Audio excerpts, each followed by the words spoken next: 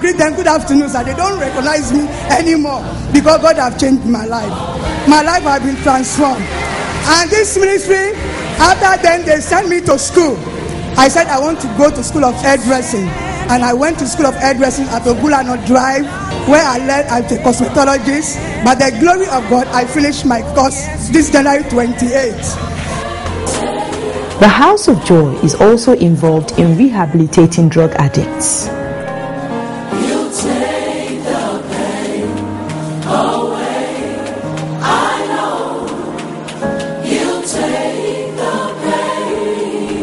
It is a 30-bed residential and rehabilitation facility.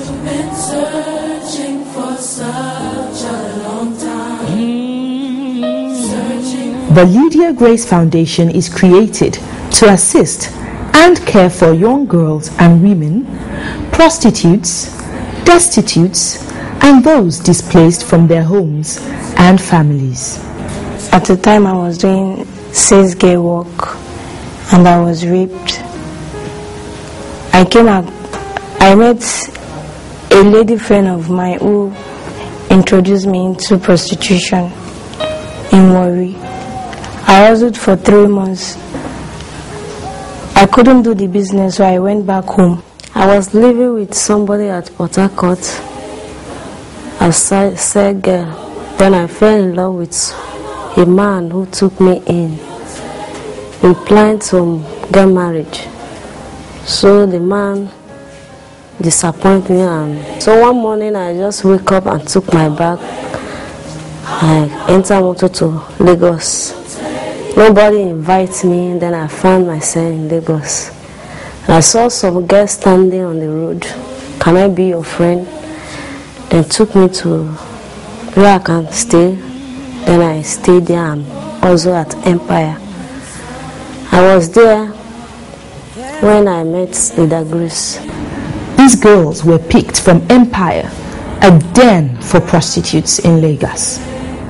The year 2006, when things were still difficult and hard, a friend of mine asked me to come to Lagos, so I came to Lagos and started the business again.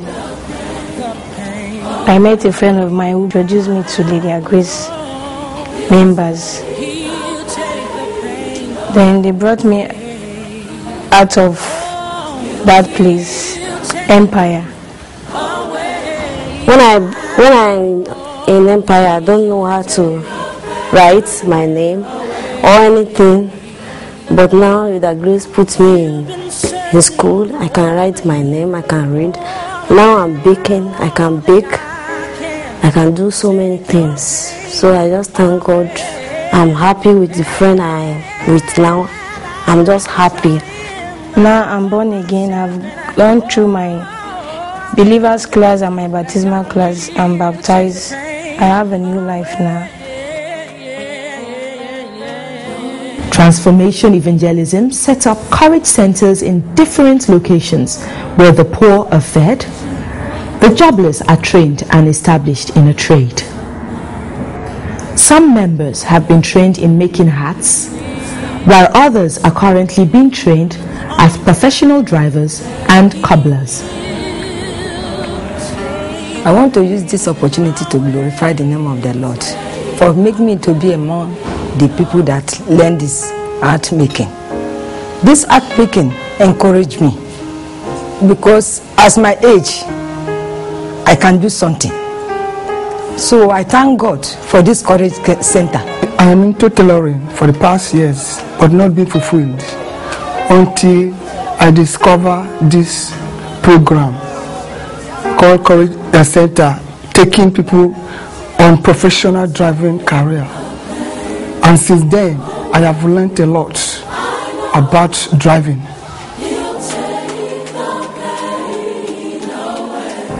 The task is to transform prison inmates into good citizens. The prison ministry workers attend to the spiritual and medical needs of the inmates and integrate them into the society on release.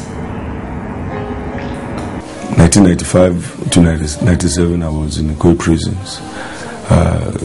Then while 1997, 1997, I was moved to maximum security prisons.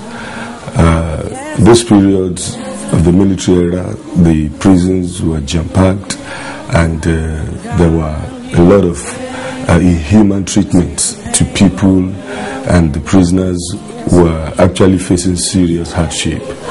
And all of a sudden, we saw the appearance of the Redeemed Christian Church of God, telling us, the inmates then, that the General Overseer of the Redeemed Christian Church of God gave a mandate that they should go into all prisons and take the gospel there. In 2000, I have the privilege to pastor the biggest church in Nigerian prisons in Nigeria, which is in maximum security prisons in Kirikiri.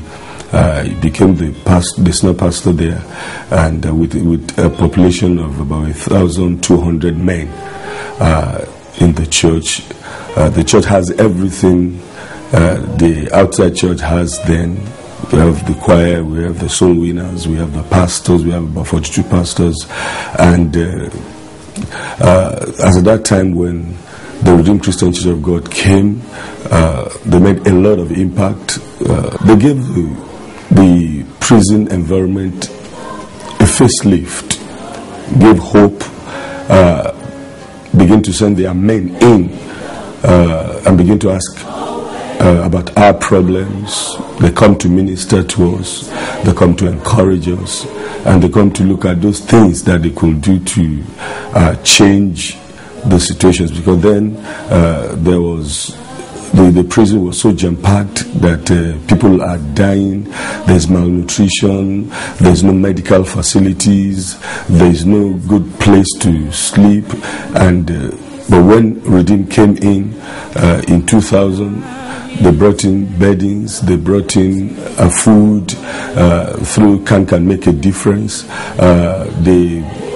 Some arm of Redeemed Christian Church of God bring educational facilities. They brought in tapes, they brought in Bibles, they brought in television sets, they brought in CDs that you can watch that are impactful. And they also brought in equipment that is needed to allow us to have a good worship. They brought in a gen set, and they brought in books and Bibles that actually bring more life more vibrancy to the church in Kirikiri then. And they also have counseling sessions. In 2004, when the General Overseer, Pastor Adeboye, came into maximum security prison, then I was the senior pastor of the church. We received him warmly, and he told us that the Holy Spirit asked him to come now. You know, we have actually been writing a lot of letters to bring him, to invite him, but he said that time the Holy Spirit asked him to come, and he came and saw the situations, and he promised to give us an ambulance, which he did give us, a brand new Pojo, and after he left, there was massive release. You know, people were released from courts. People were released through the Prerogative Board of Mercy, and the lives in prison generally changed. And he was a great blessing to us. Where there is no vision, the people perish. But where there are no people, the vision will definitely perish. Every true vision must have a lasting impact on a man's spirit, soul, and body. Our God is love, and He cares for all. As good Samaritans, we must not be confined to our church building, but take the church out of the building to the people and be God's change agent in our community, our nation, and the world.